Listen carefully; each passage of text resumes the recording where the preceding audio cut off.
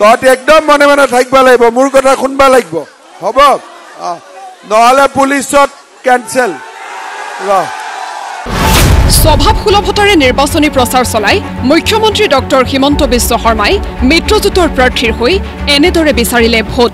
হাতীৰ ছবিত ভোট দিলেও ভোটটো মেইন চুইচতে যাব, নৰেন্দ্ৰ মোদী।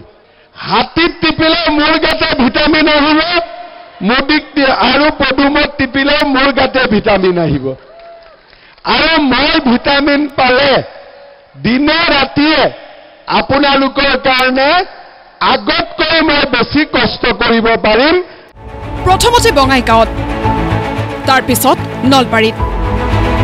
প্ৰচাৰৰ স্থান বেলেগ বেলেগ, কিন্তু উদ্দেশ্য এটাই, যিকোনো প্ৰকাৰে ভোটাৰক আকৰ্ষিত কৰি বঙাইগাঁৱৰ এজিপি প্ৰাৰ্থী ফণীভূষণ চৌধুৰীৰ পক্ষত বৃদ্ধি কৰিব লাগে ভোটৰ হাৰ। এখন ৰাজ্য, যিখন ৰাজ্যত আমি প্ৰতিখন জিলাতে একোখনকৈ বিশ্ববিদ্যালয়, প্ৰতিখন জিলাতে একোখনকৈ মেডিকেল কলেজ আজি আমি প্ৰতিষ্ঠা কৰিব পাৰিছো। 2025 চনত আমি বঙাইগাঁও মেডিকেল কলেজ আপোনালোকৰ কাৰণে মুকলি কৰি দিম। বঙাইগাঁও কলেজত এই বছৰৰ ভিতৰতে আমি বিশ্ববিদ্যালয়ৰ শ্ৰেণী মুকলি কৰিম।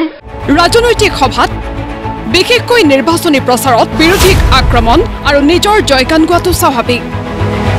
তাৰেই প্ৰতিফলন ঘটিল মুখ্যমন্ত্ৰীৰ জনসভাতো। লোকপ্ৰিয় গোপীনাথ বৰদলৈ কোনেও ভাৰত ৰত্ন নিদিলে, কংগ্ৰেছে নিদিলে, তেওঁ কংগ্ৰেছৰ নেতা আছিলে। গোপীনাথ বৰদলৈক ভাৰত ৰত্ন কোনে দিলে? অটল বিহাৰী বাজপেয়ী। আৰু ভূপেন হাজৰিকাক ভাৰত ৰত্ন কোনে দিলে? প্ৰধানমন্ত্ৰী নৰেন্দ্ৰ মোদী। আজি অসমৰ পৰা দুজনে ভাৰত ৰত্ন পাইছে আৰু দুইজন ভাৰত ৰত্ন বিজেপি চৰকাৰৰ দিনত আজি নিৰ্বাচিত হৈছে। মুখ্যমন্ত্ৰীৰ দাবী, 3 বছৰ আগলৈ অশান্ত আছিল অসম। 2021 বৰ্ষত ডক্টৰ হিমন্ত বিশ্ব শৰ্মা চৰকাৰ গঠনৰ পিছতহে শান্ত আৰু সুস্থিৰ পৰিৱেশ গঢ়ি উঠিছে অসমত। যোৱা 3 বছৰত এদিনো বোমা বিস্ফোৰণৰ ঘটনা হোৱা নাই, গুলী বাৰুদৰ ঘটনা হোৱা নাই।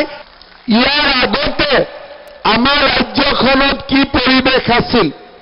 হয় কোনোবা দিনা কৰবাত বোমা বাৰুদ, কৰবাত গুলীকাণ্ড, কৰবাত হত্যা, কৰবাত অপহৰণ।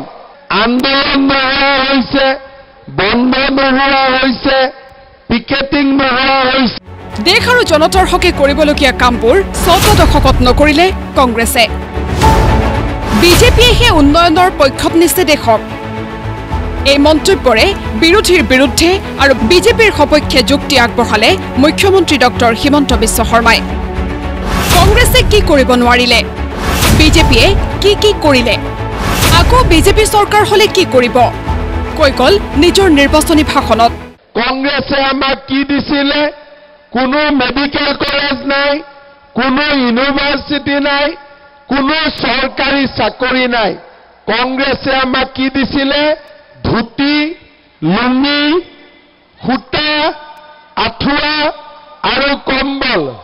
এনেকৈ যদি আমি ৰাইজৰ আশীৰ্বাদ পাওঁ, অসমখন ভাৰতৰ ভিতৰতে এখন সৰ্বশ্ৰেষ্ঠ ৰাজ্যত পৰিণত হ'ব। তৃতীয় পৰ্যায়ৰ নিৰ্বাচনলৈ মাজত মাত্ৰ 2টা দিন। তাৰ পূৰ্বে সকলো উজাৰি প্ৰচাৰত নামিছে শাসক বিৰোধী। বিজেপিৰ নিৰ্বাচনী সভাত প্ৰতিটো সমষ্টিতে ষ্টাৰ কেম্পেইনাৰৰ ৰূপত আগ্ৰাসীভাৱে এনেদৰে নিৰ্বাচনী প্ৰচাৰ চলাই গৈছে মুখ্যমন্ত্ৰী ডক্টৰ হিমন্ত বিশ্ব শৰ্মাই। ব্যুৰো ৰিপৰ্ট, প্ৰতিদিন টাইম।